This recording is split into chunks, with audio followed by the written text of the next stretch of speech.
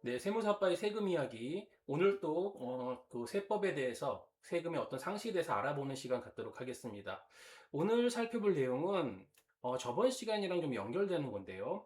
저번 시간에는 뭐였죠? 세금을 다시 과세하거나 또는, 세무조사를 실시해서 세금을 변동시키거나, 즉 뭐냐면 과세할 수 있는, 즉 확정할 수 있는 그 기간을 제척기간이란다고 말씀을 드렸고, 오늘 살펴볼 내용은 뭐냐면 확정이 됐어요. 세금이 정확하게 금액이 뭐 1,000만 원이다, 100만 원이다, 200만 원이다 정확하게 확정이 됐는데 세금이 나와 있는데 이 세금을 납부하면 문제가 안 되죠. 근데 납부하지 않고 계속 있다. 그러면 이 세금을 걷어들일 수 있는 권리, 확정된 세금을 걷어들일 수 있는 권리를 국세 징수권이라고 하는데, 그럼 이 징수권은 영원히 가는 것인가? 그래서 확정된 세금의 유통기한이라고 할 수 있겠죠. 정해진 세금의 유통기한. 제척기간은 뭐냐면요. 세금을 다시 과세할 수 있는 유통기한이 제척기간이었다면, 확정된 세금의 유통기한을 뭐라 그런다? 국세징수권의 소멸시효 이렇게 얘기하죠. 그래서 흔히 이 국세징수권의 소멸시효를 많이들 상식적으로 알고 계십니다. 그래서 뭐 5년 이렇게 알고 계시는데 자 이제 하나하나 살펴볼게요. 국가가 납세자에게 세금을 징수할 수 있는 권리를 국세징수권이라고 얘기합니다. 그런데 이것도 무한정할 수 있는 게 아니에요.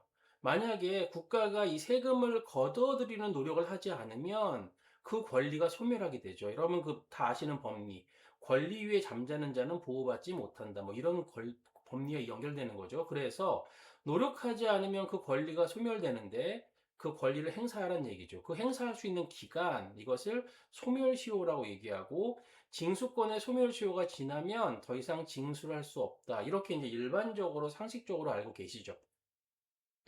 그래서 기본적으로 체납액이 5억 미만이다. 그렇다면은 뭐예요? 5년. 그래서 법정 기한의 납부 기한의 다음 날부터 법정으로 내야 될 납부 기한의 다음 날부터 5년이 지나면 5억 미만이라면 5년이 지나면 세금이 없어진다. 걷어들일 수 없다.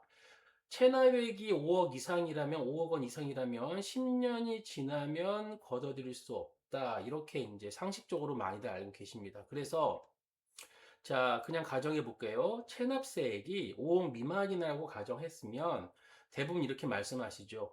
그 세금 납부 기한으로 그 다음 날부터 5년이 지나고 잘 견디면, 5년 동안 잘 견디면, 징수권의 소멸시효가 지나갔기 때문에 더 이상 세금을 안 내도 된다. 이렇게 이제 알고 계시는 분들이 많은데, 그렇지가 않다는 거죠.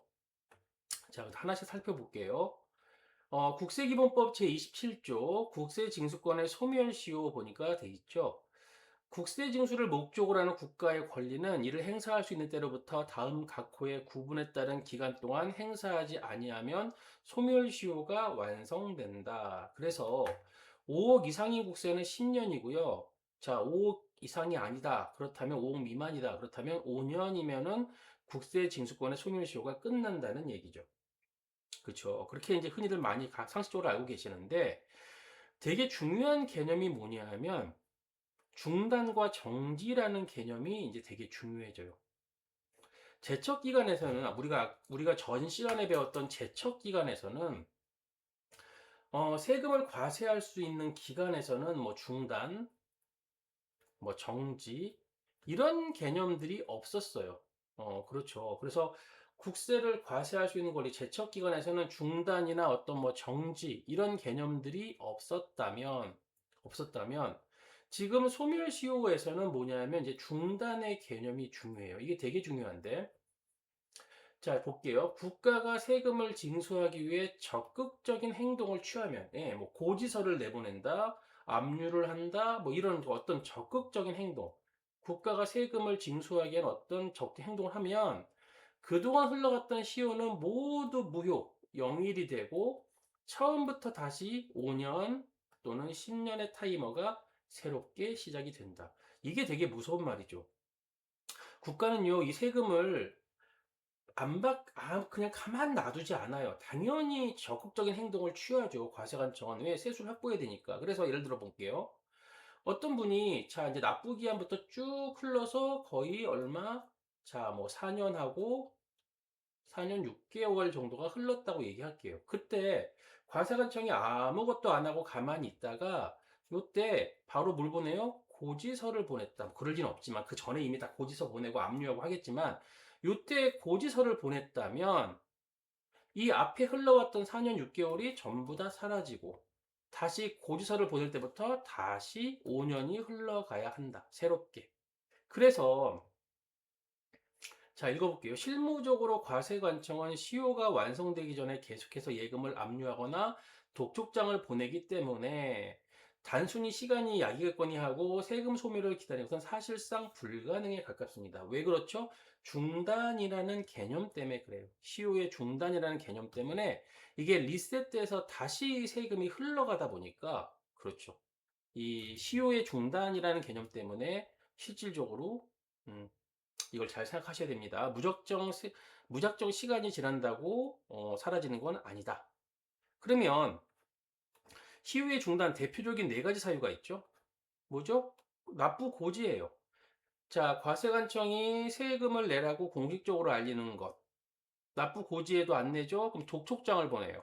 기한 내에 세금을 내라고 다시 독촉장, 재촉을 하는 거죠. 자, 그 다음에 이제 교부 청구라는 게 뭐냐면, 체납자의 재산이 경매 압류로 넘어갔을 때, 우리 세금도 떼주세요라고 참가하는 거죠. 교부 청구는 뭐냐면, 이미 다른 세금 등으로 인해서 경매 압류로 진행되고 있을 때, 남는 게 있다면 우리 세금도 떼어주세요라고 요구하는 걸 교부 청구로 하고, 압류는 다 아시죠? 체납자의 재산, 예금, 부동산을 처분하지 못하도록 압류해서 가는 거. 이런 납부고지, 독촉, 교부 청구, 압류 등을 하게 되면, 그동안 진행되어 왔던 시효는 싹 다 사라지고 다시 5년, 10년이 지나야 한다. 이제 그 개념인 거죠. 그렇다면 정지는 뭐냐? 타이머의 일시 정지. 네, 정지는 말 그대로 그냥 정지하는 겁니다. 중단이 타이머를 0으로 돌리는 것이라면 정지는 잠시 타이머를 멈추는 것을 말한다. 특정 사유가 있는 동안 시간이 흐르지 않다가 그 사유가 해소되면 멈췄던 시간이 이어서 다시 카운트가 시작이 된다. 그래서 여러분 이 시효의 정지 바로 뒤에 보겠지만 시효의 정지는 자 여기서부터 납부해야 되는데 쭉 시간이 흘렀어요. 그리고 뭐 3년이 흘렀다. 근데 요때 정지 사유라는 게 있어요. 정지 사유가 있으면 요만큼은 이 정지 사유가 끝날 때까지 기다려요. 기다렸다가 다시 정지 사유 끝나면 다시 이어서 진행. 3년이 없어지지 않죠. 다시 이어서 진행한다. 그냥 정지가 됐다가 다시 진행이 되죠. 정지 사유는요, 세금을 내려는 노력이에요. 자, 세금을 납부하려는 어떤 노력. 그 노력 때문에 시간을 달라고 한 거예요. 세금을 납부하는 노력을 위해서 어떤 시간을 달라고 이걸 얘기한 거기 때문에 이 시효의 정지는요, 일시적으로 정지했다가 다시 멈췄던 시간부터 다시 이어서 카운트가 시작이 되죠. 그래서 앞에 있는 중단과는 완전히 다른 개념입니다. 볼게요. 정지 사유. 정지 사유는요, 세금을 내려는 노력이라 그랬죠. 분납기간, 연부연납기간. 뭐겠어요? 세금을 나눠내겠다. 연부연납기간. 세금을 매년마다 내는데 이자까지 붙여서 매년마다 나눠서 내겠다. 이게 연부연납이에요. 그렇죠?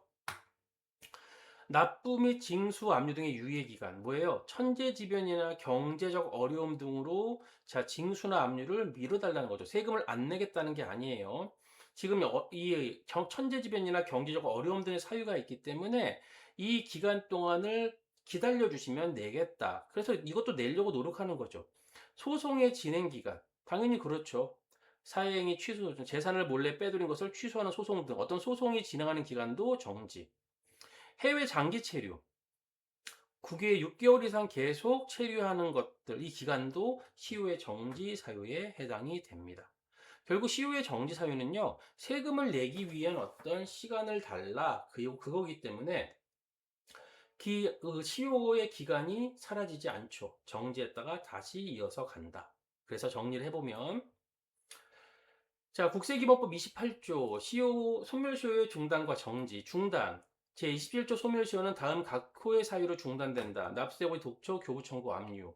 1항에 따라 중단된 소멸시효는 다음 각 호의 기간이 지난 때부터 새로이 진행한다. 새로.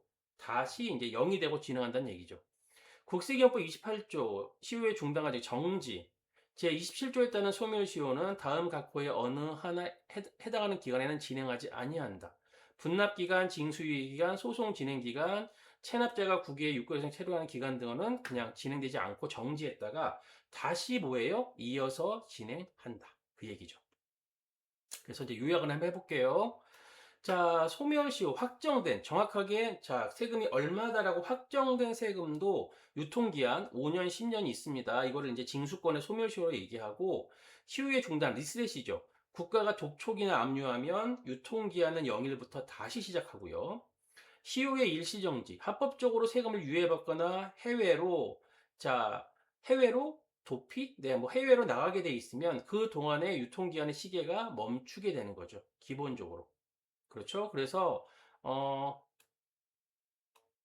그 체납자가 국외에 6개월 이상 계속 체류하는 경우 등에 이제 정지 사유가 들어가 있기 때문에 정리하면 중단은 앞에 있는 것들이 완전히 사라진다. 정지는 말 그대로 그 기간 동안 정지했다가 다시 시효가 이어서 진행한다라고 보시면 됩니다. 네, 그래서 이번 시간 여기까지 하고요. 다음 시간에 이어서 진행하도록 하겠습니다.